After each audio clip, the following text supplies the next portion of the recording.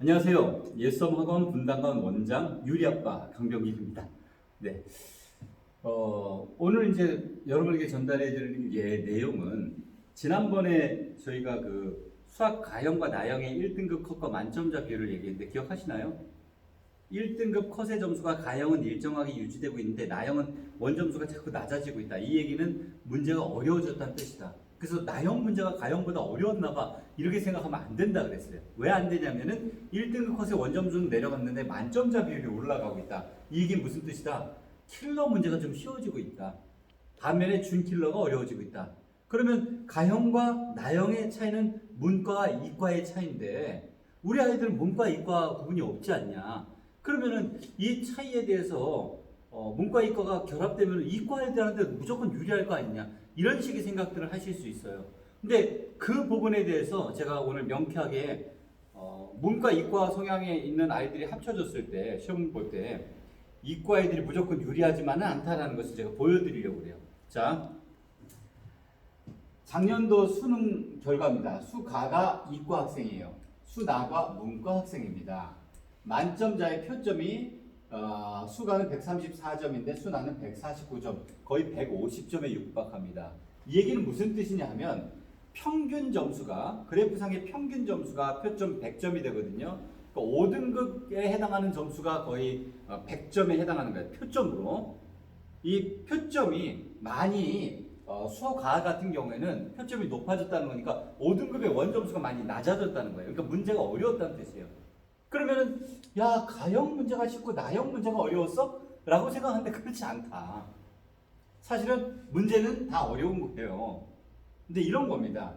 지금 평가원에서는 우리 아이들 시험, 뭐 내년도 그렇고요. 내후년 특히 이 가형과 나형이 합쳐졌을 때 어떤 결과가 나올지에 대해서 굉장히 궁금해하기도 하고 걱정을 하기도 하는 겁니다. 무슨 얘기냐면 이 문과 성향에 있는 학생들과 이과 성향에 있는 학생들이 똑같거나 동일한 문제를 풀었을 때 어떤 결과가 나올까? 근데 중요한 것은 에이 이과가 유리할 거 아니야. 그렇진 않다는 거예요. 왜 그러냐면은 이 표점의 차이가 나는 것 중에 이 문과를 보면은 5등급에 해당하는 아이들의 점수가 많이 낮다는 것이지 상위권의 학생들의 점수가 낮은 건 아니에요. 쉽게 얘기해서 문과는 우리 학생들 얘기로 수포가 많아요. 수포. 수학을 포기하는 아이들이 많습니다. 그러니까 이과 같은 경우에 문항을 조금 조절해서 쉽게 출제를 하면 아이들 같은 경우 5등급 정도 된 아이들은 이번에 시험 때 내가 되게 못 봤나 봐 하고 자책을 해요. 근데 문과 아이들은 이게 쉽고 어렵고에 대한 구분이 안 돼요. 5등급에 해당하는 아이들이. 그 물어보면 야 이번에 쉬웠다며? 그러면 에? 누가 그래요? 어디 나왔어요? 그래요? 뭐 이렇게 얘기하는 거예요. 그런 차이가 있는 겁니다.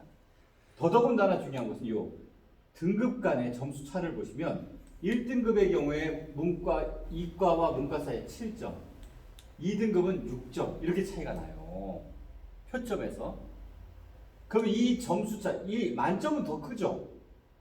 이 7점, 6점이라는 점수 차이는 사실은 문과는 문과, 이과는 이과 이렇게 경쟁을 하는 거니까 의미가 없지 않냐라고 생각하실 수 있거든요.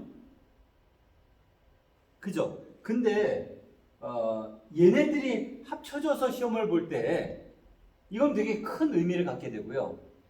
더더군다나 교차 지원을 하는 과들이 있습니다. 예를 들어서 이과애가 문과를 지원할 수 있고요. 문과애가 이과를 지원할 수 있어요. 뭐 연대 같은 경우에 통계 같은 경우에 이과 학생이 문과 쪽으로 지원이 가능하니까 그러면 이 지원을 크로스를 했을 때 가형과 나형의 수학 점수가 보정이 돼야 되는데 실제로 가형에 그러니까 이과 같은 경우에는 가형에 가산점을 주는 경우가 많아요. 뭐 짧게는 5%, 3%, 10% 이렇게 가산점을 주는데 나형 점수가 얘네들보다 한 10%가 부족해 하고 들어갔는데 실제 보니까 7점이라는 점수로 그걸 커버하고도 남더라. 그러면은 교차 지원할 때 가산점 주는 의미가 없잖아요. 이런 것도 문제가 되는 거예요. 그래서 어떻게든지 평가원에서는 수학 가와 수학 나의 이 표점 차를 줄이려고 합니다. 그래서 첫 번째 시도하는 게 지난 시간에 잠깐 말씀드렸듯이 킬러 문제의 난이도를 낮춰보는 거예요. 근데 여기서 드러난 어떤 문제가 뭐냐면 킬러 문제 난이도를 낮췄더니 이 이과 학생들은 거의 비슷하게 점수를 받았어요. 1등급 컷을 92점으로. 그죠? 근데 문과는 이 1등급 컷 점수가 막 떨어져요. 원점수가. 그래서 이게 아니 킬러 문제를 쉽게 냈는데 왜 떨어질까 봤더니 여기서 킬러 문제라고 얘기되는 것을 줄이고 나중에 수1과 수2에 해당하는 공통으로 공부하는 과목 쪽의 문항의 난이도를 좀 높여놓으니까 이 이과는 그대로 유지가 되는데 문과는 그것마저도 틀려버리는, 그러니까 점수가 확 떨어지는 거죠. 평가원은 계속 고민하고 있습니다. 어떤 고민을 하고 있을까요? 어떻게든지 이 수가와 수나의 이 점수 차이를 줄여가는 것을, 그리고 같은 시험 문제를 볼 때 어떤 반응들을 각각 보이는지에 대해서 궁금해하는 거예요. 내년에 이제 시험을 바꿔야 되기 때문에. 그런데 공교롭게도 올해 수능에서 이 문과 학생들이 수1, 수2 확통까지를 봅니다. 그래서 이과 학생들보다 분량도 많고 또 내년에부터 적용되는 공통 과목들을 보기 때문에 올 시험 문제가 굉장히 중요한 거예요. 우리 아이들에게 중요한 게 아니라 올해 시험 문제가 내년, 내후년의 시험의 방향을 결정하는 중요한 전환점이 될 거다라고 저는 생각합니다. 자, 영어 등급을 보세요. 되게 재밌다? 네.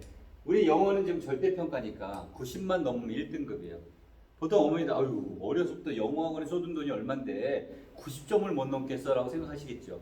자, 2018학년도에 10%가 1등급을 받았습니다. 19학년도에 5.3%, 20년도 7.4%. 자, 그러면은 평균 7%에서 6% 내외의 학생들이 90을 넘긴다는 거예요. 나머지는 90이 안 된다는 거예요.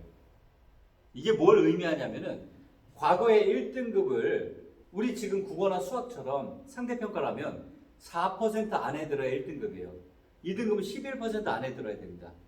그 2등급을 그냥 11% 말고 쉽게 10%로 가정을 해보면 10% 안에 들었던 아이들의 보통 점수가 몇 점 정도 되냐면 한 88점 정도가 됐어요. 예전에 상대평가일 때. 근데 지금 쉬웠다고 생각되는 이 18년도 같은 경우에 10%가 90점이잖아. 그럼 여기 보세요. 7%가 90점이에요. 그러면은 작년에 10% 되면은 88보다 훨씬 낮게 나옵니다. 그럼 결론은 뭐냐면 절대평가인 지금 영어 시험이 상대평가인 과거의 시험보다 어렵다는 거예요. 어려워졌다는 겁니다. 근데 중요한 것은 선생님들께 직접 여쭤보면 진짜 어려워졌어요? 라고 물어보면 선생님들은 아니요, 그냥 비슷한데요? 라고 얘기해요. 근데 이게 어렵게 느끼는 이유는 뭐냐면 과거에 EBS에 있는 지문이 굉장히 어려운데 그걸 거의 직접적으로 반영을 했다면 여태까지 최근엔 EBS 반영 비율을 좀 낮추고 간접 반영으로 전환을 시켰어요. 그러다 보니까 아이들의 1등급 컷 점수가 낮아지고 있다. 결정적으로 학원은 꾸준히 영어 학원을 보내는데 영어 공부를 안 해요, 아이들이. 특히 고2 넘어가서 고3 때는 영어 공부를 많이 안 합니다. 왜요? 그냥 대충 2등급만 받으면 웬만한 대학에 최저를 맞출 수 있으니까 이렇게 생각을 해요, 아이들이. 그러다가 나중에 발등에 불이 떨어지는 겁니다. 이게 문제가 되는 거죠. 이 결론은 이겁니다. 영어 공부 같은 경우에 고등학교 1학년, 2학년 겨울방학 때 완벽하게 해놓으면요, 고3 올라가서 단어만 조금씩 더 외워두면은 크게 문제가 되지 않거든요. 그러면 그 고3 때 암기 과목이나 또 취약한 과목을 집중적으로 공부할 수 있는 힘이 생기는 거예요.